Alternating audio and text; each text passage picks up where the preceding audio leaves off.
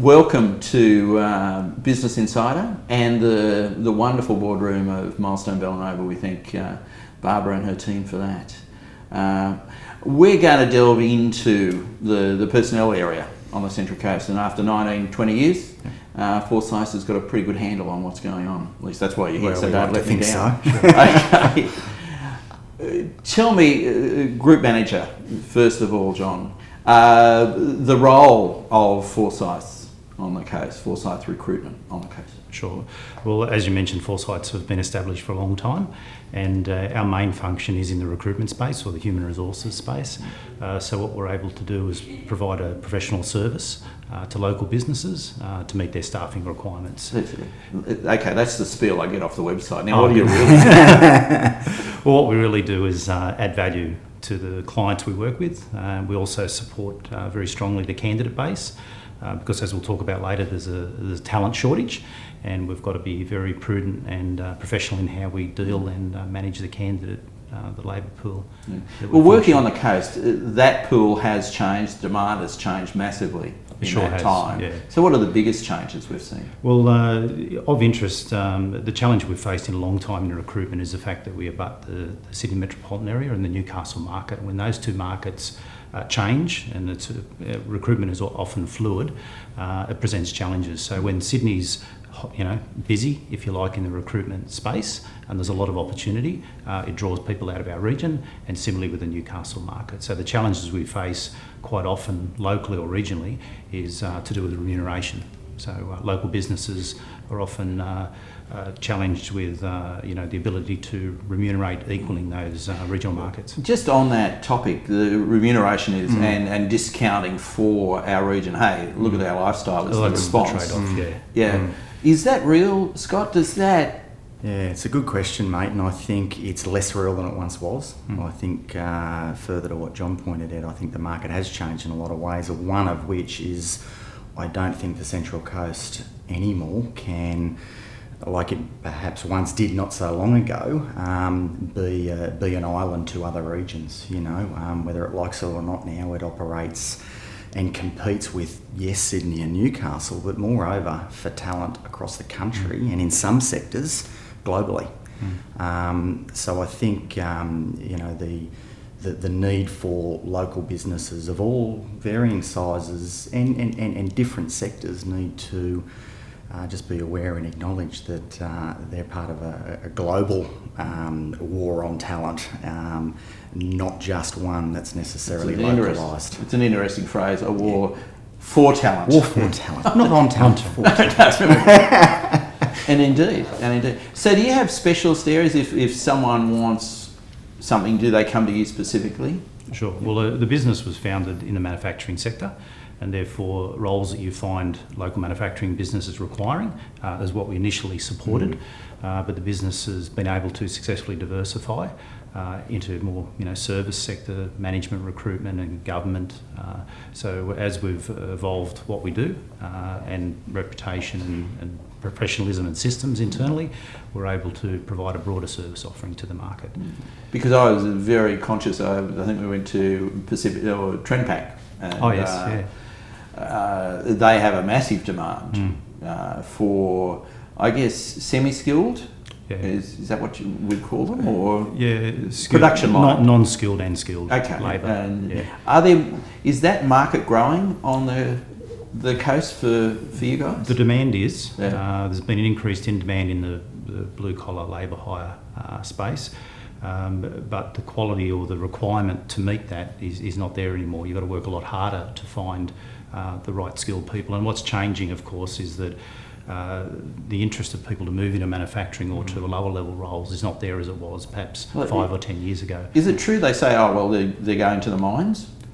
It's had a big pull on our market, particularly to regions like the Hunter Valley, which is... We forget about that, don't we? Yeah, it's very close. It's just over an hour and a bit up the road. They're offering higher salaries, a different career path than you might find in a traditional mainstream role. But that trade-off to the higher salaries is taking people out of our market quite clearly. So what else is happening in our market, Scott, that we need to... the business owners need to be aware of? I think in terms of change, one of the biggest change, and John's been in and around recruitment for a hell of a lot longer than I have. But I think and we've established you're not an accountant. Thank you. So you can't hold that against me. I think the innovation and change in the ways in which employers and recruiters alike actually identify and attempt to attract and source talent. You know, the days of popping an open market job board up and expecting the quality and quantity of response that we once got, and probably that wasn't that long ago, has changed and changed quite quickly. I think things now much more revolve in and around relationships and networks and extended networks, locally and nationally. Wonderful things like Facebook and LinkedIn and social media and virtual networks have added another layer and another layer. Do you guys work that, or do because business owners would use you to work the social media? And I think with all of that, I think what's happened is that while it sounds easy, identifying talent and sourcing somebody from the market's actually a lot more complex and more difficult than once it was. And I think arguably different businesses are going to have different resource capabilities and time to spend on that. So how we partner with business more often than not is behind the scenes working those sorts of avenues to identify not only best skill fit, but more importantly, and often more important, cultural fit and motivational fit to an organisation, short, medium and long term. We've just had an interview with a restaurateur, a caterer, talking about the cost of labour and that we are, and I embrace this, so out of tune with the rest of the world in a lot of ways when it comes to labour costs. Are the employees aware of where they are at a labour cost level or not? I think so. There's a lot more awareness now for a candidate looking for an opportunity. There's a lot more information available. We've spoken about social media, job board.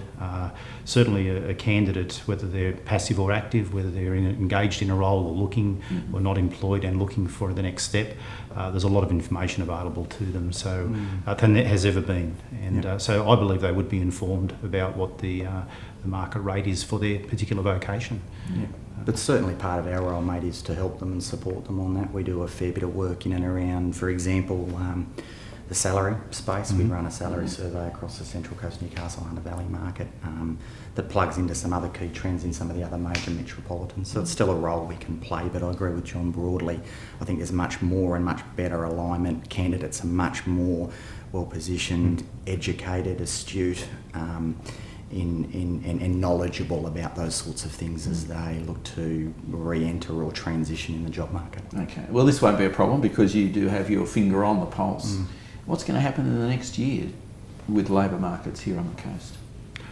The trend that we're seeing would certainly have to indicate that it is going to be tighter. There's a constant challenge. When you say tighter, what do you mean by that? There's not obviously, but there's a uniqueness in each role and specialisation certainly in certain positions, and they're the ones that present the most challenge for us. So overall, as we've spoken briefly about the mining space, there is a drag into that arena, and we hear a lot in a lot of the media at the moment that there's thousands of jobs going to be required. So what we'll see is people come out of your traditional type vocation to move into that space, and that'll create a shortage. There's a lot of also press in the media about overseas, people coming in from various countries overseas and filling that gap, if you like. But that presents challenges as well, understanding our local environment, local culture, quality standards, if it's a technical type role. So certainly the trend that we're seeing and feeling at the moment is that there will be a continued shortage of skills in the market. And the contradiction is that can force prices up in an economy that can't afford to see those prices escalate. Yeah, and that's certainly what you see in the small to medium enterprises, where their costs of production or cost of business are very fixed because there's a lot of competition for their product in the market, and they haven't got the movement or the scalability on their remuneration for their staff. So that presents a lot of challenges. And again, it probably gets back to the lifestyle choice. If you can attract and retain people based on their motivation for lifestyle rather than career path, you will find that those type of people still, you work hard to find them, but they're still there. Okay. In terms of development for Forsyth, in the next, are there areas that you want to focus on? Yeah, I think so. I think recruitment will always be the foundation and core of our business, but I think more recently, certainly in the last sort of 3 years, and I think there's a huge opportunity for us to partner with businesses moving forward more broadly in sort of the organisational development space, the HR consulting space. We already do a lot of work with business in and around, training, leadership development, performance management, systems, processes, salary canvassing and salary reviews. Dare I say it, right through to the back end of an employee's experience with business in transition or outplacement. So that our involvement.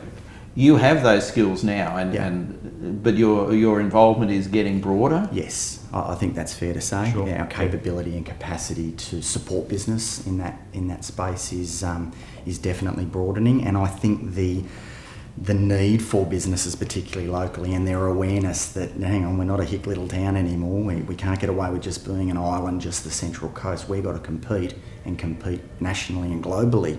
Often means that the sophistication, not only around the attraction piece, but also the retention, the reward, the motivational piece within their business is fundamental. And more businesses are seeing that need for advice at that level? I think so.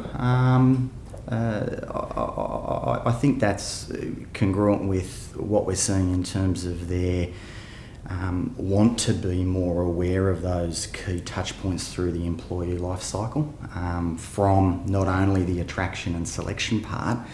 More often, particularly in some spaces, that can be the sort of easy part, dare I say, but once you've got them, it's the onboarding, it's the motivational, the reward, the incentivisation, the career path, the development that are fundamental to the retention of them. So I think there is a steady and increasing awareness of businesses' needs to not only attract but do things to hang on to and keep and develop their own, those sorts of things.